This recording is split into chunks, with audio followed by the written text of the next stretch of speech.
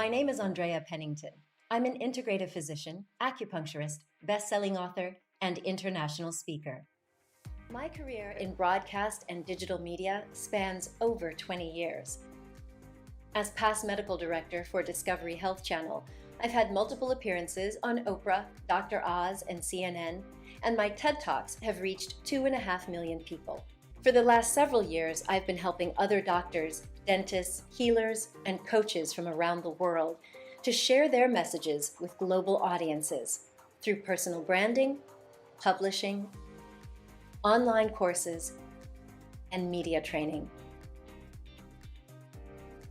And what makes this combination unique is that I am bringing my 20 years of expertise as a professional speaker and coaching other people on their TED-style talks. So I know what it takes to craft a keynote, a TED Talk, and even workshop presentations so that you communicate your message with confidence and clarity.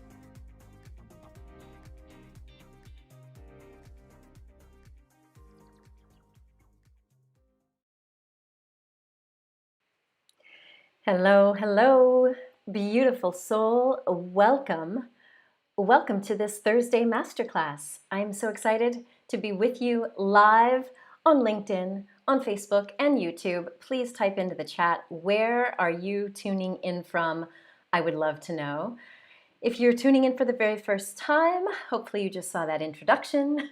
I'm Dr. Andrea Pennington. I am the Chief Wellness Officer for Innate Vitality and the author of Holistic Healing, The Top 10 Traits of Highly Resilient People, and the Real Self-Love Handbook, to name a few.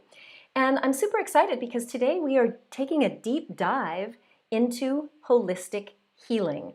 What does it take to really bounce back, recover, and thrive after illness, injury, setback, burnout, and breakdowns? Please do type into the chat where you're tuning in from, and yeah, let's get into it. If you happen to have questions about holistic healing, I would love to hear from you. What's up, Trevor? It's good to have you here. Good to know that you're tuning in from Vegas. And Rihima from London, good to see you back here as well. Awesome. So I want to just give you an overview of what we'll be covering today. Today is all about holistic healing. And what does that really mean anyway? Does anybody have an idea? What would you call holistic healing? What does that bring to mind when you hear me say that? I'd like to know. Tell me, what does it bring to mind for you? Anyone want to type in, chime in? I see we've got people from Minnesota, Morro Bay. Good to have you here, Kali. Awesome, awesome, awesome. All right, so I'm going to give you my definition while you guys are typing in. My definition of holistic means whole. It means all of you, mind, body, spirit, environment, and relationships. Now, these are important for me as a medical doctor because I was trained in traditional Chinese medicine, and it's a completely different paradigm from the traditional or allopathic medicine. So here's what I mean. When I first started working with acupuncture, I was in my 4th year of medical school, and I was fortunate enough to do training at the Lincoln Hospital in the Bronx, New York, with a pioneer, Dr. Michael Smith. May he rest in peace. He was a pioneer in that he brought acupuncture to America, specifically in the treatment of drug and alcohol detox. So I learned that there was this mind, body, and spirit connection early on in my medical training, and that made such a difference for me. It allowed me to recognize that what we were learning in medical school was good, but not sufficient.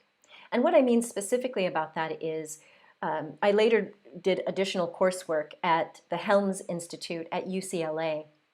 And one of the things that Dr. Helms did is he laid out this biopsychosocial matrix for how we look at you and your well-being.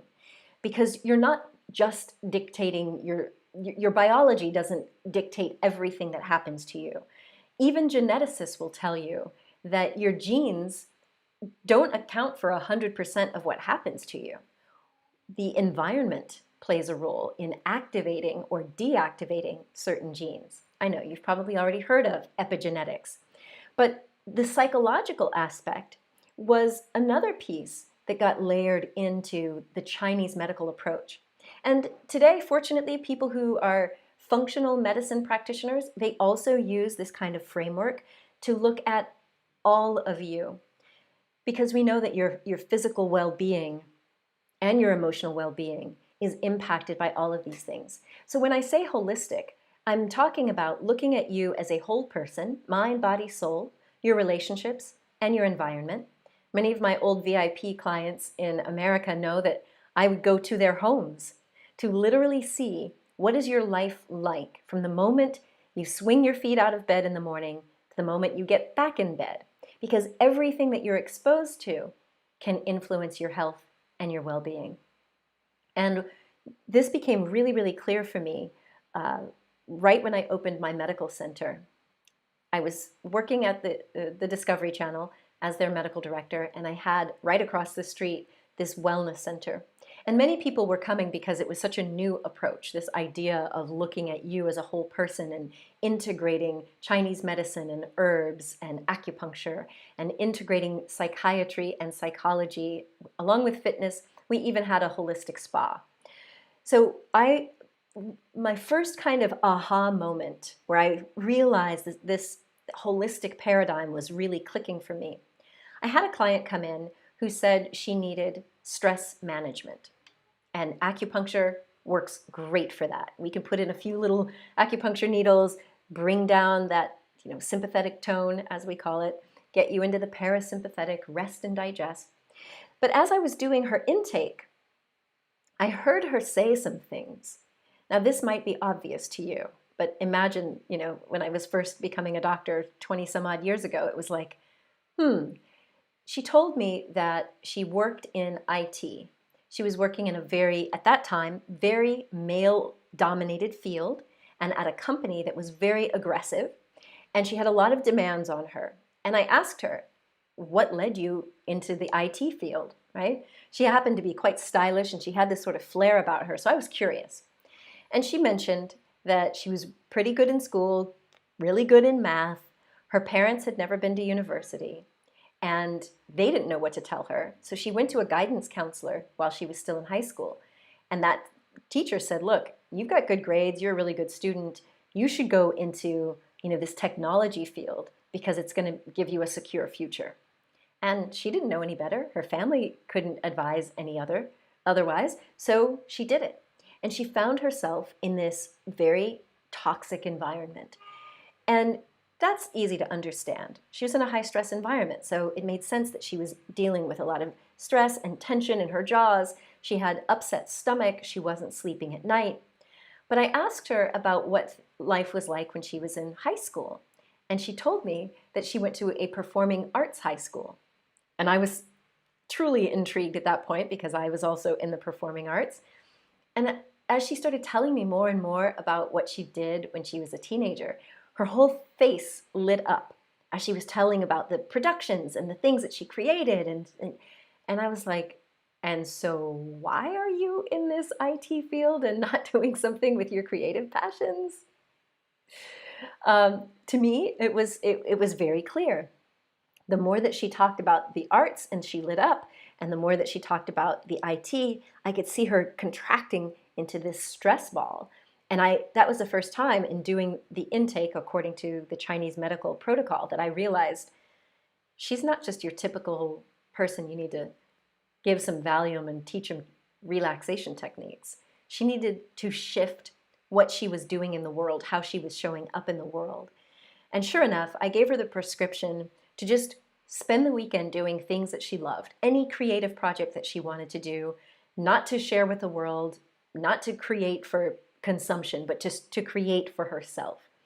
And the next time that I saw her, her symptoms had almost vanished. And she came in a little bit perplexed. She was bouncy, she was bubbly, she was like, what am I going to do now? Now that I realize that I'm really in the wrong career, what am I going to do? So she ended up switching everything. And since I moved to France, I happened to see a posting on Facebook. She was interviewed and featured in the Washington Post and started a business completely unrelated to IT, and she's thriving. So I wonder if you know of any stress-related illness in you that might be linked to you not living your truth. Anyone out there? So that's what we mean when we talk about holistic. We mean looking at you as a whole person. Now, as you'll find in these books here, Holistic Healing and the Top 10 Traits of Highly Resilient People, we know that diagnosing whatever your illness or your disease is, that's important. We need to get the diagnosis right. But equally important, we need to know where it came from. In other words, we need to know its origin. Fortunately, over the last 20 years, there's been a lot of peer-reviewed journals that have featured studies that explain and prove that this mind-body connection is real. So it used to be that people would say, oh, that's just all in your head. Well, it might be in your head and in your muscles and in your bones and in your cells. Okay? So what this means is we as physicians now are looking back over your life to see, particularly for those of you who've been in these master classes, you know that I've been talking about adverse childhood experiences.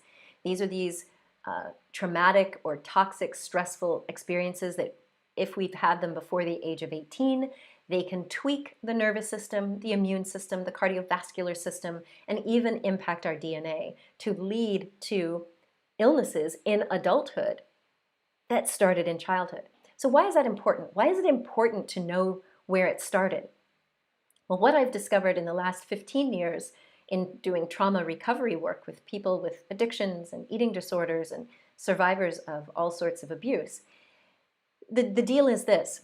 If you experienced toxic stress in your life or some sort of adverse childhood experience, trauma, abuse, neglect, witnessing violence from someone else, or extreme loss, and this also includes things like discrimination, racism, surviving a natural disaster. If you've experienced those, if you didn't have the buffering, compassionate adult presence to buffer that toxic stress, then you may have a long laundry list of illnesses. I've shared them here before. Everything from allergies, asthma, arthritis, autoimmune conditions, behavioral health problems such as addiction, binge eating disorder, depression, anxiety, PTSD, the list goes on and on. But it includes things like cancer and Alzheimer's. It includes things like lung disease and obesity and diabetes. And so even though we have effective treatments for some of those adult illnesses, those treatments are not 100% effective if you're still carrying this toxic energy, this toxic charge, meaning if your nervous system is still on hyper alert, we can give you all the insulin or the oral hypoglycemics in the world, and you will still be a little more reactive than other people. You may still find yourself eating the wrong foods or going down the wrong pathways in your healing process. Does this make sense? Making sense to you? All right, Rahima, so you've tried acupuncture for underactive thyroid and chronic fatigue and migraines. So yeah, acupuncture works wonders for hormonal challenges as well as chronic pain. I think the majority of clinical studies that have compared acupuncture to drug treatment and no treatment, acupuncture performs really, really high for chronic pain. So I'm not surprised about that.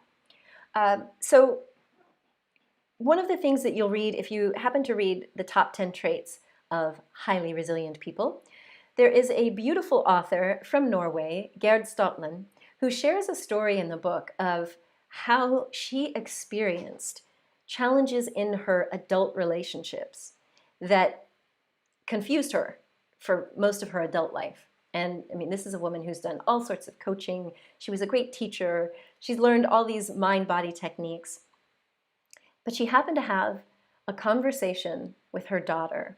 And when her daughter turned to leave and they said goodbye, in a flash, she remembered seeing the back of her father as he left her in the hospital. So when she was just a toddler, she had a health problem where she had to be left in the hospital, and they lived further away and had other kids to take care of. And here she is, sort of pre-verbal, but what got encoded into her mind, into her subconscious, was this person's back, her father's back, and then being left there. So we know that if you've experienced abandonment or neglect, and that isn't always just about abuse, I mean, you might have had a parent who was in the hospital, or you were in the hospital, that creates an encoded memory that, in Gerd's case, it led her to multiple relationship challenges. She would get triggered. So you can read more about it, and you can also watch an interview that I did with her. Just go to innatevitality.com or my YouTube channel. But when she had this realization on the psychological level of that sense of abandonment, and then she went and she did this energetic healing to heal that abandonment wound, that was when she had a major resolution of her health challenges, including the emotional things. Is this making sense to you all? Yes?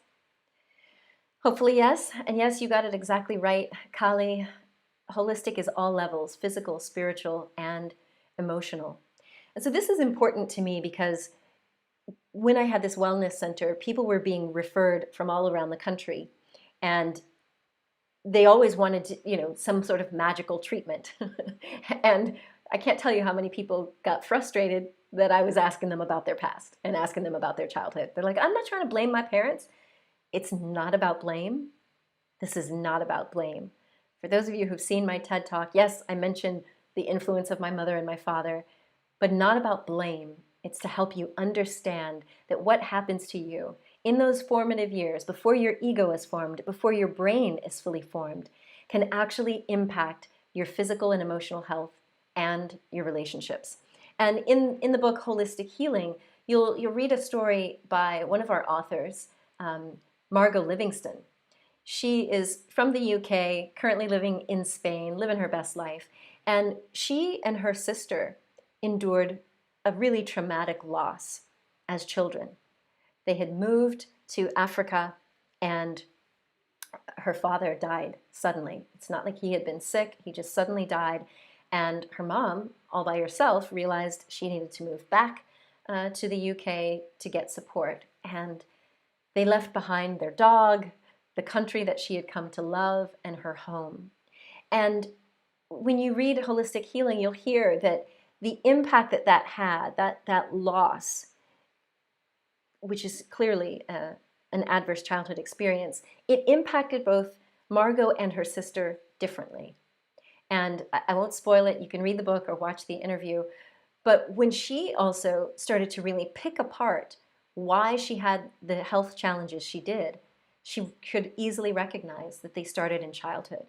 And so what I found is that healing, true healing and recovery, generally requires more than just medicine.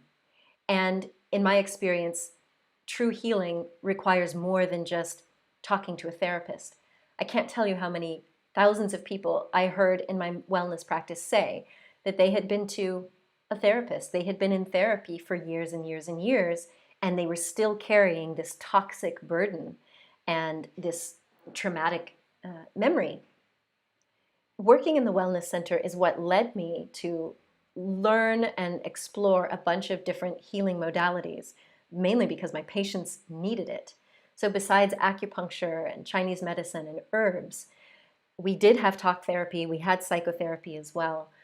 We did cognitive behavioral therapy, but once I started adding in meditation and narrative therapy, which is life writing, journaling to really gain perspective, then we brought in other practitioners, everything from craniosacral. We had we sponsored someone from China who practices Tui Na, which is this very deep release type of, you could call it massage, but it's a very deep therapeutic process. We also had hypnotherapy, NLP, somatic experiencing. I first got introduced to Peter Levine's work back in 2004 when one of our practitioners said, look, we need to add in this somatic component. And so what we're talking about there is the body. So many of you have already heard of or read Dr. Bessel van der Kolk's book, The Body Keeps the Score. It is true that when we have a traumatic experience, the body records that. It's in our brain, it's in our tissues, it's in our muscles, it's in us. And you will see that some of our physical illnesses are tied to stress in the past. And for many people, if you experienced a trauma and you didn't get to process it, either with a compassionate caregiver or in your body, then it stays locked in the body. And what Peter Levine's work has shown, along with many others, there are other great somatic practitioners out there, also informed by the work of Stephen Porges with the polyvagal theory. We know that the way that the nervous system works is we go through a stress response and we usually come down, we shake it off, we discharge that toxic, stressful energy. But if you did not have the opportunity to work through or complete the stress cycle, as we call it, then you may find that you get triggered and that things are lingering in your body. So yes, I love your name, Mango Smoothie. We are talking about physical illnesses as well. So I gave the example recently of someone who came into our practice saying, oh, every woman over 40 in our family gets arthritis, like clockwork. And so just as she was approaching 40, this patient started showing signs of arthritis. But it is not a genetic certainty just because it runs in the family. We have this cognitive aspect, our beliefs, our narrative, what we believe that we're worthy of and what we deserve can impact our physical health. So it's part of it, this epigenetics is part of the environment, like what we're exposed to, what is modeled to us, but it's also about our cognition. And cognitive behavioral therapy is a wonderful first-line treatment for a lot of like psychological illnesses. But what I found is when things are locked in the body, that means they're locked in the subconscious mind. And so for me, when I am working with someone, no matter what the situation is, we're looking at this from a holistic standpoint. And you can see the exact process in the Real Self-Love Handbook. I'm going to share with you the 5-step framework that's in that book that is a holistic framework for healing physical and emotional challenges, but also for building resilience. So if you have felt like you're kind of cruising along, you're at a decent level of health, but you want to skyrocket and be even more resilient, this 5-step process can do that. So I'm going to share the screen in just a moment.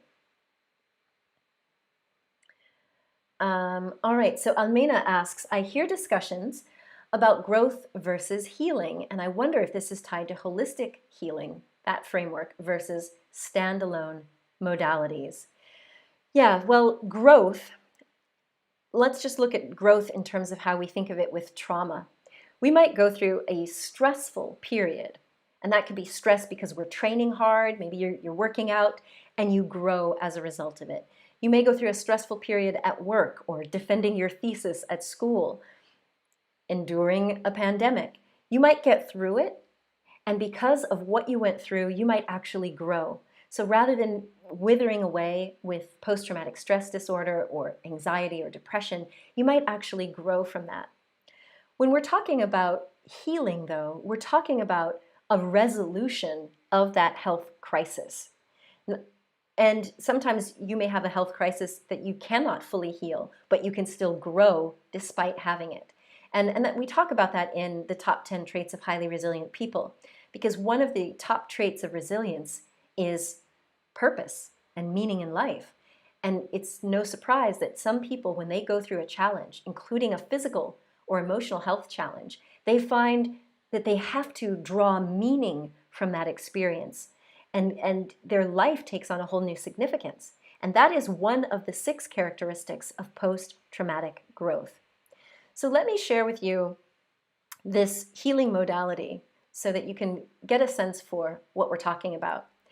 As I mentioned, it's included in my book, The Real Self-Love Handbook, and it's a holistic framework that basically outlines how you can build resilience, truly heal from trauma or physical illness, and nurture real self-love.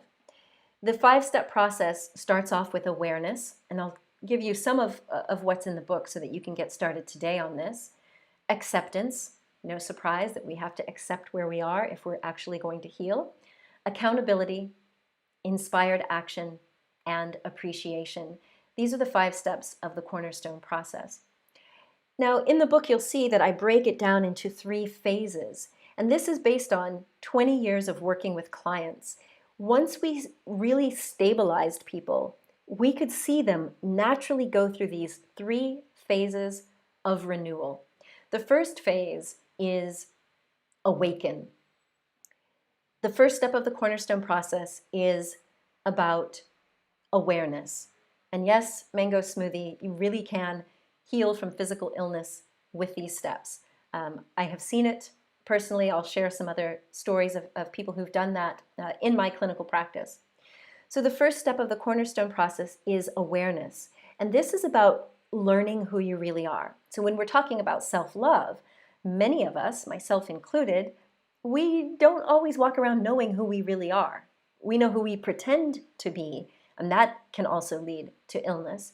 But awareness, when you're talking to, if you go to a regular doctor, when you're talking to a regular doctor, they're going to ask you a few key questions.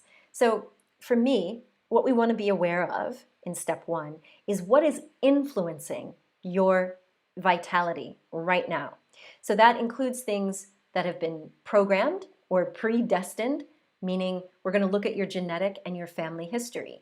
Of course, if you're adopted, this makes it a little more difficult. But if you know your family of origin, a doctor is going to ask you, what diseases run in the family? But you can also do this for yourself to become sort of your own detective, understanding where things came from. Every doctor will draw labs on you. I was just talking to my doctor, Dr. Jill Stalker of the Intentional Wellness Institute. She takes care of me. We go through your physical health, we go through your labs because they're an indicator.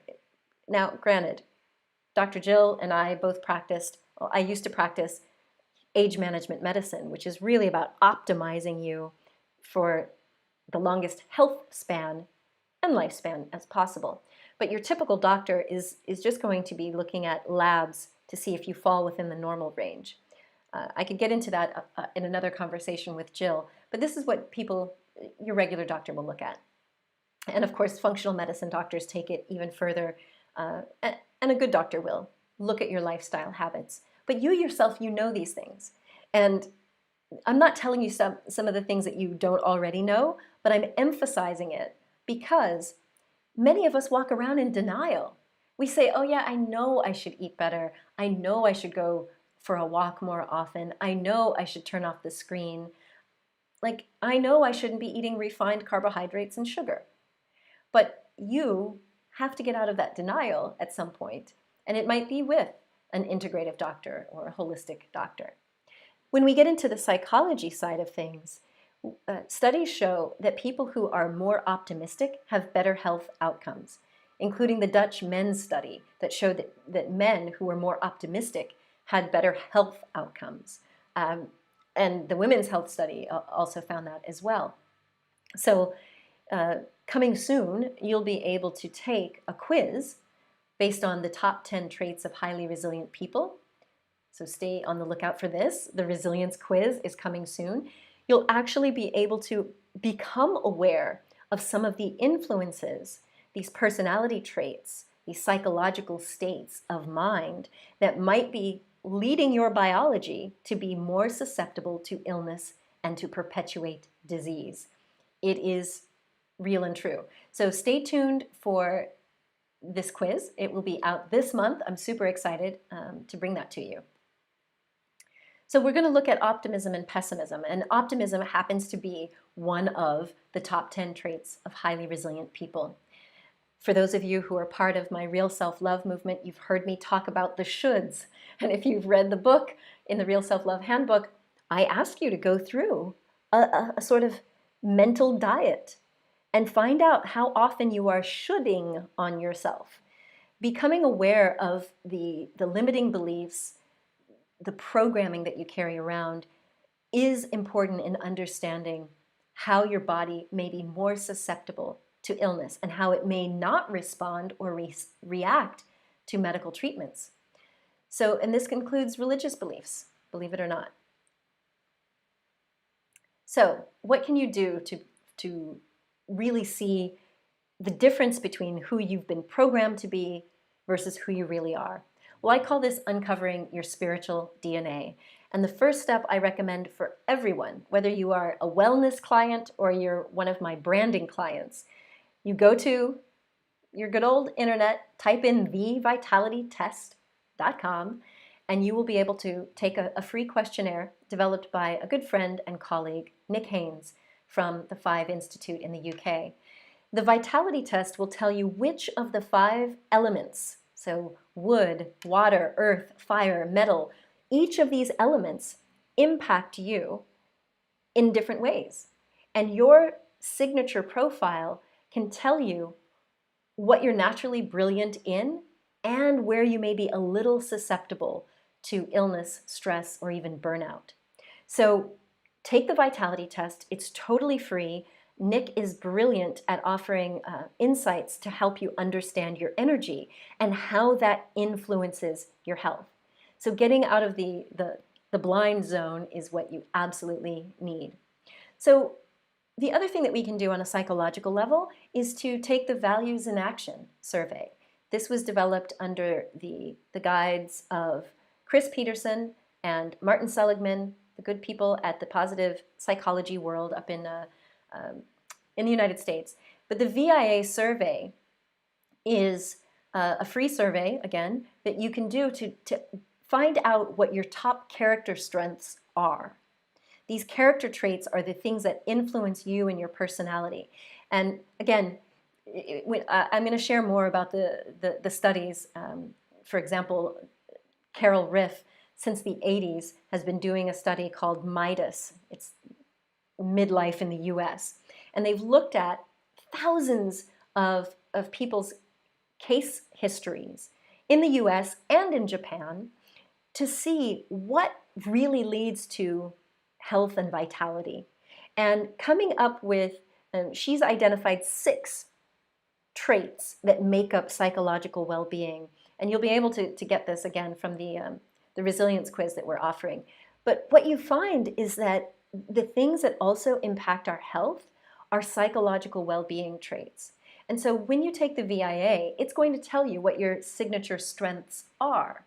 And when you do any of my free trainings or the life writing course or our upcoming hero course, which I've just got to tell you about soon, you'll find that you can build upon these strengths. And that's what we're doing with this resilience work. We're helping you build up these strengths that can literally impact your immune system and your nervous system to make you more resilient and stress resistant. And yes, Almina, the awareness step is about information gathering. And some doctors will do this, but most doctors don't have as much time as I or Jill will spend with our patients. So it's up to you to do this good work in advance. And you can start to tie the dots together, connect the dots in your own life. And also looking at your limiting beliefs.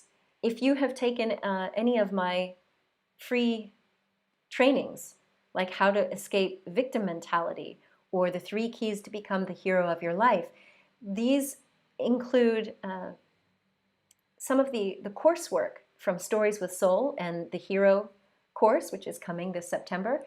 These are free writing workshops with guided meditations that will help you identify the limiting beliefs as well as their source and start reprogramming them. And yes, I have found that people who have worked this way to identify where their illness started, where they became susceptible, they've actually been able to free themselves, to decrease the amount of medications they're taking, decrease the amount of times they're in hospital, for example. And that work has also been proven in over 200 studies from people like James Pennebaker, who initiated a lot of the narrative therapy work that I'm doing today. Also included in the Real Self-Love Handbook is values. It's really important for you to know your values so that you can start to live by them and create healthier boundaries.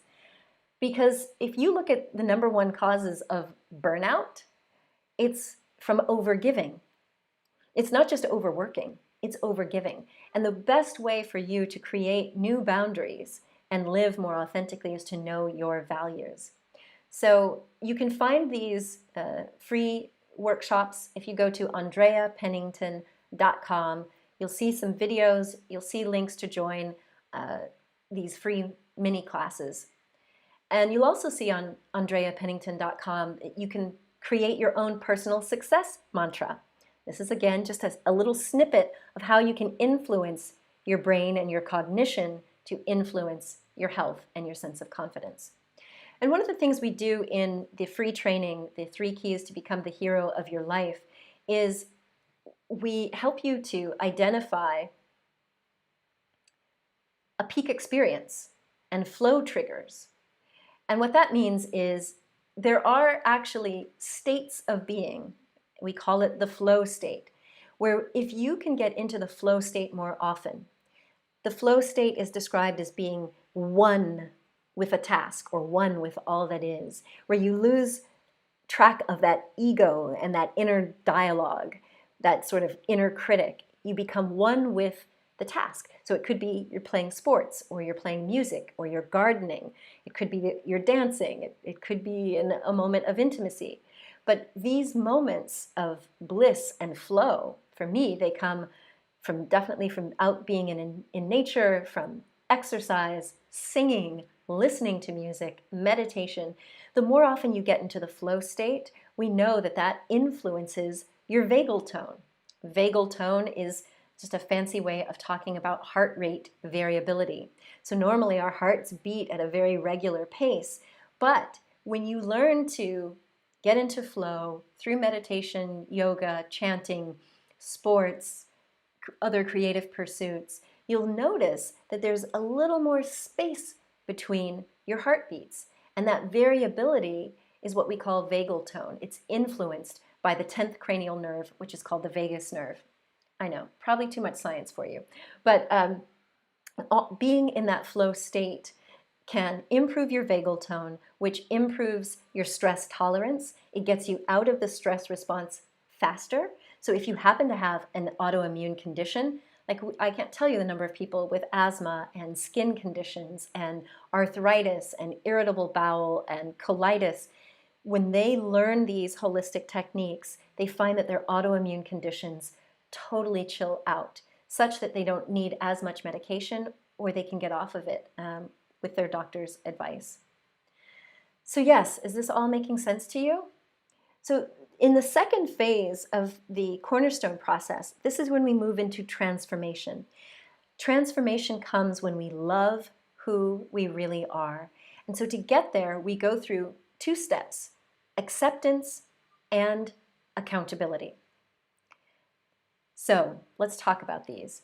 When we're talking about acceptance and accountability, our aim here is to start replacing those old programs. So I've brought up these ideas that our family of origin and our childhood upbringing can influence us and put us at a higher risk for illness.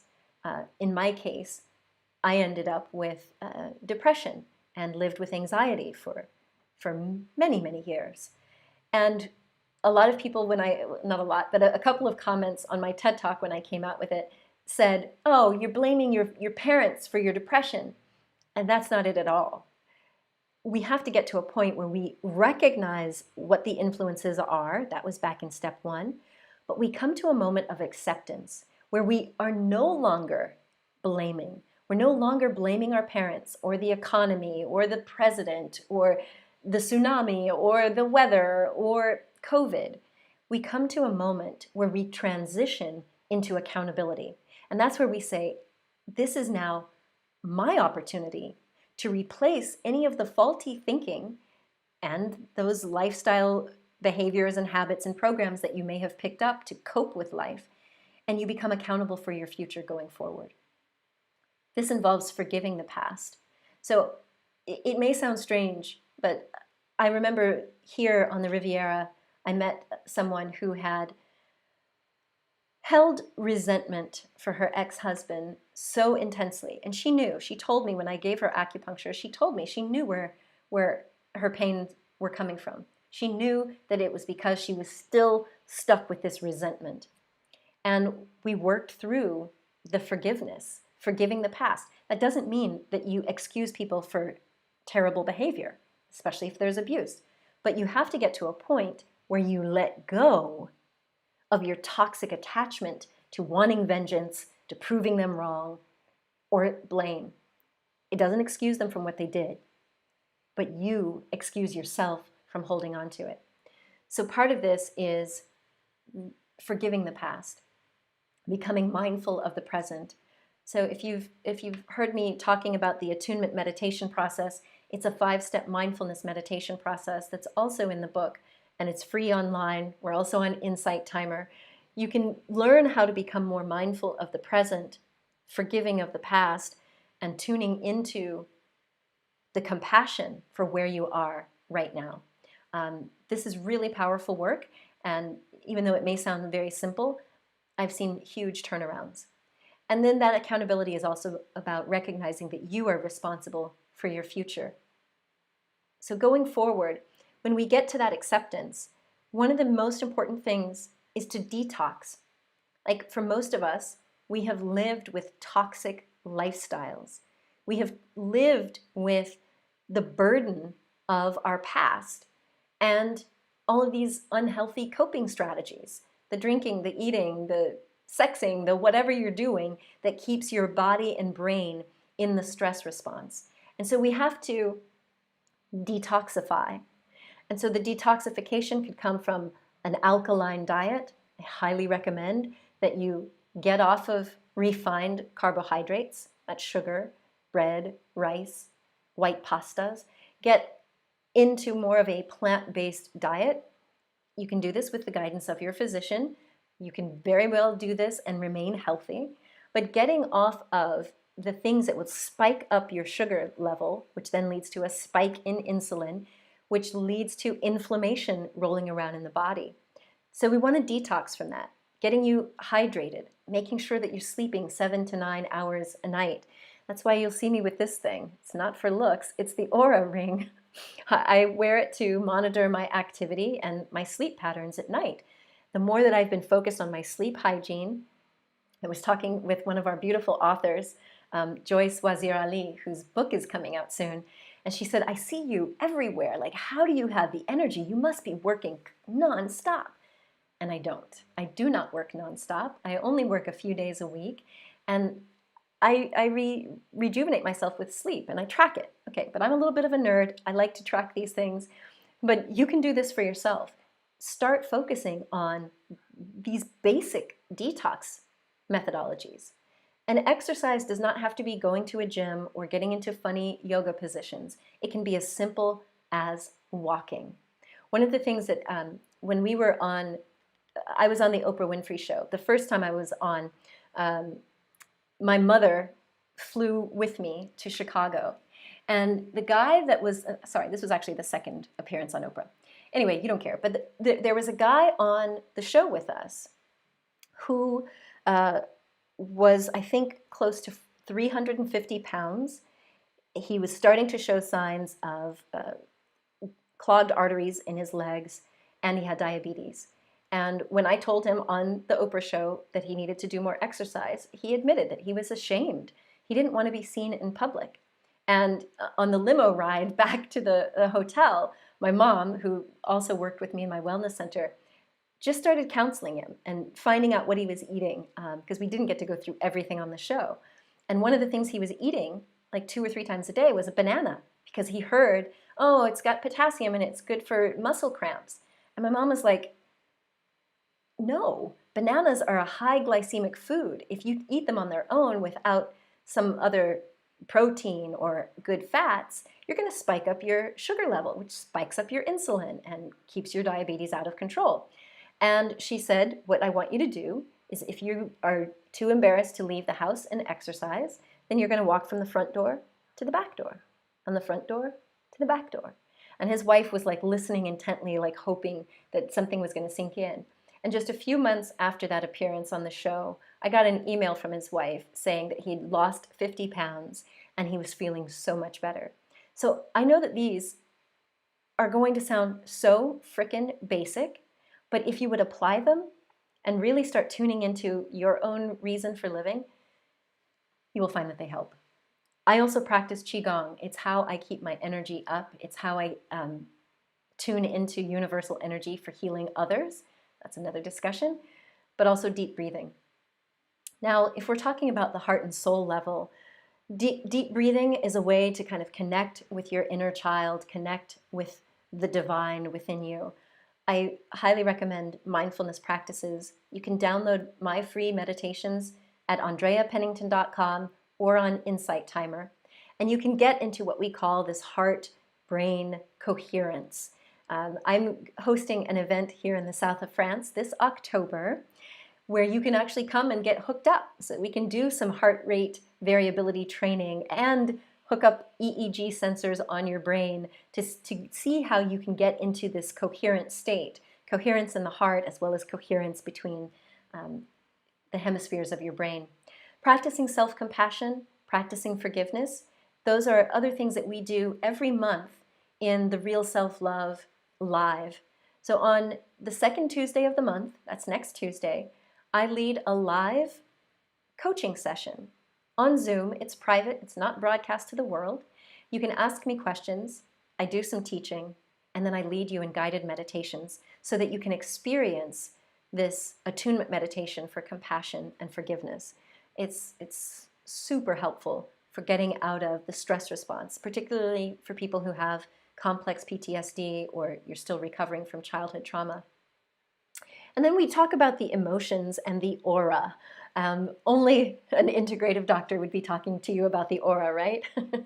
So our emotions impact healing. So I've shared with you a little bit the work of James Pennebaker, narrative therapy. He found that when people would do writing for 4 days in a row and on the 5th day process what they've written about a traumatic or a low point in their lives, they had better health outcomes. So I shared this before, there's over 200 studies that have shown that this works. Compassionate mind training, meaning you start to build a compassion figure within your mind to nurture and soothe you, or you just become your own inner loving parent. You can also do inner child work. Now, some people will do things like meridian tapping or EFT or TFT, that's thought field therapy or emotional freedom technique.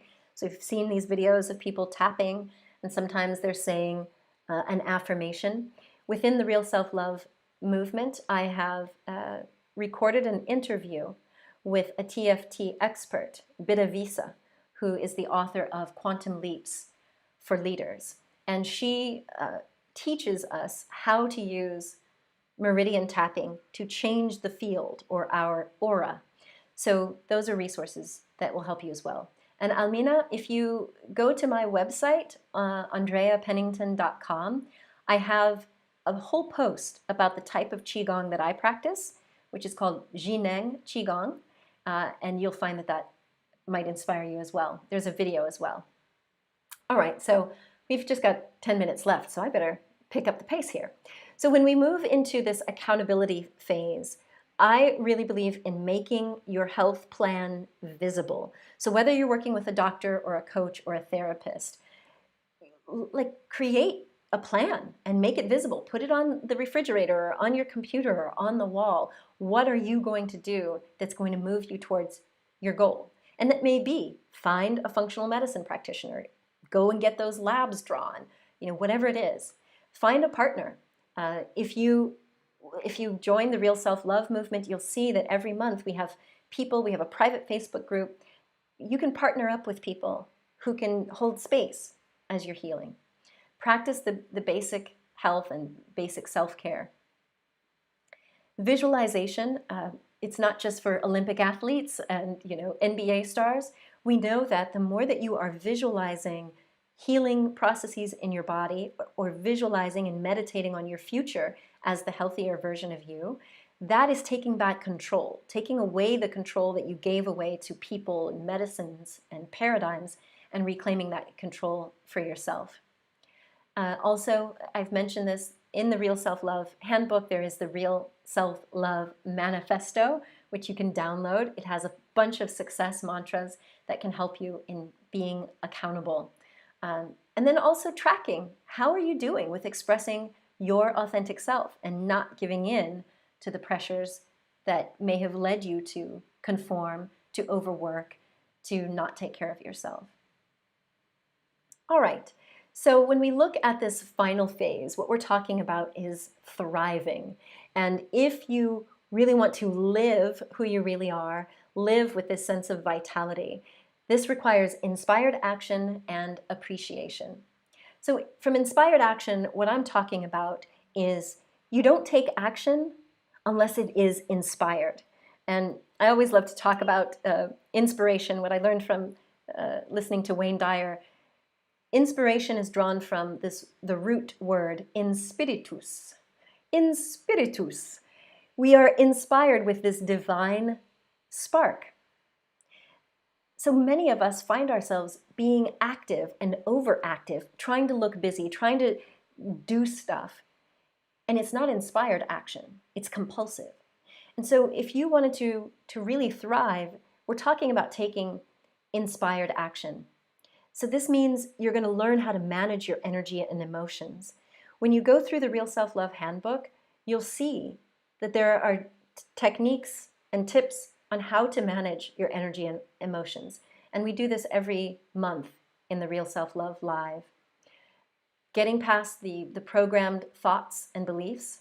Again, you can find the Escaping Victim Mentality mini course on my website, and the 3 Keys to Become the Hero of Your Life. Both of these are designed to help you reprogram the thoughts and the beliefs and the fears that might be affecting you. The attunement meditation is also online, totally for free. Every year I do a life goal and a Diamond Life design program. I don't have the time to tell you all about it, but what we're talking about is you becoming the conscious architect of your life through inspired action in alignment with your values. That study that I mentioned before, the Midas study, where Carol Riff has been looking at huge populations of Americans and other countries, people who have a sense of meaning and purpose in life, people who have a sense of agency, meaning they feel like I am in control. I can't control everything with the pandemic or the economy, but when you have control over yourself, or what we call agency, the higher your level of agency, the more likely you are to live better and live longer. And so that's what inspired action is about. It's about reclaiming your authority as the master of your life. And for those of you that might be challenged with food, if food happens to be the thing that you comfort with, then you can check out the Emotional Freedom Formula by our dear friend Helena Philipson in Denmark. And she's got a 99-cent ebook on the Emotional Freedom Formula on Amazon, which we're very happy to have published for her. And the final step is appreciation. So no matter what you're doing, whether that's with a therapist, a doctor, a functional medicine coach, the idea here is to live in an attitude of gratitude and appreciation. I highly recommend that you journal every day, maybe even twice a day, to write down the things that you're truly grateful for and that you appreciate. I did an interview with Dr. Loretta Brunning, who is the author of The Science of Positivity. She is the founder of the Inner Mammal Institute. Really, really fascinating interview with her. Her books are awesome. She talks about gratitude practice, and she warns us that you can't just write the same thing every day. Like, oh, I'm so happy I have a roof over my head. You need to find new things to appreciate in order to get the boost of the happy brain chemicals that can improve your health and well-being. So check out her work or check out our interview on YouTube. She's also recently released a book called 14 Days of Happiness to Happiness, but I highly recommend her work, particularly if you want to know how to control your own brain chemistry. Random acts of kindness, doing something nice for someone else, being in service to someone else or to humanity or the planet. It may sound strange, but there is an impact on our physiology and our well-being when we are in service to others. And that is another key element that people find when they get into post-traumatic growth. They feel like whatever meaning they're drawing from the adversity or their challenge, they want to serve others. And when you do that through like a random act of kindness or support, you get health benefits out of that. Or you can embark on a 21-day gratitude experiment. Sound like fun, right? You'll also notice in the top 10 traits of highly resilient people, in that book, we list positive connections. Positive social connections are a top trait of the most resilient people. Because if you lean in and lean on other people who are positive, not people who are just going to, badmouth and guilt trip you, you can actually get a health benefit. Studies have shown that when people are surveyed, if they do not have people that they rely on or that they could call at 3 in the morning if something went wrong, they have poor health outcomes. So live in gratitude, connect with people who are positive, celebrate any sort of new success that you can, and appreciate that. It makes a big difference. So I've mentioned this several times. The Real Self-Love movement includes live coaching from me every month, totally free. There are guided meditations that you can download. There's the Real Self-Love Manifesto. I do interviews with other people. And yes, Chef, I'm so glad that you enjoy and that you're grateful for these monthly meetings. And I do live masterclasses with other therapists and coaches to just help you take this information on and actually put it into practice. So that was a lot of material. I hope that this has been helpful for you to get a sense of things that you can actually do to improve your health and your well-being. There is a lot that you can do in conjunction with being in therapy or working with a doctor. Now, I've mentioned it before. If you are curious to know how your childhood may have impacted you and led to adult disease, then take the quiz. It's at innatevitality.com. I think you might find it through my other website, but innatevitality.com. You can take the ACE quiz. The ACE quiz will tell you what your ACE score is. The higher your score, the more likely you are to be living with health challenges.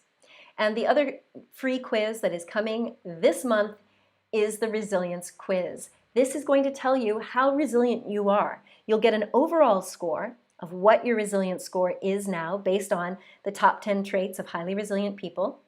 And you'll find out for each of these 10 traits where you rank. And I'm giving you specific tips on how to improve them. Then if you'd like to join me for a 12-week resilience bootcamp, that is coming in June as well. And the last thing I'll tell you about that I'm so proud of, and so many of the people who are here have experienced my teaching in a program called Stories with Soul. I'm expanding it and launching the Hero Course this fall. The Hero Course includes me walking you step by step through the cornerstone process. It includes all of the life writing things that I told you about to get in and find out what's going on in the subconscious mind. It's in a safe, secure group setting so that you can share with other people, get inspired, and heal in community. And it also includes the guided meditations that will help you rewire your brain, reprogram your mind, and reclaim your authority of life in life. And this will help you become the hero of your life. So I'm super excited about this. I can't wait for you all to see it. The Hero Course is a 12-month membership that will be super low priced. Everyone can take advantage of it and get my support on an ongoing basis. So thank you for all of your kind comments. I'm so grateful to know that this was helpful to you. I know it's a lot of material to take in, so feel free to email me. If you signed up for this masterclass, you will get an email with a link for the replay. And if you signed up and you have my email, you can ask me. I saw a couple of you want to get a copy of the slides. I'm happy to give you that if you shoot me an email. So thank you so much for being here, my friends. Please know this, you are a gift to the world. So share your presence with passion. Until we meet again, I'm sending you much love from the sunny south of France. Bye.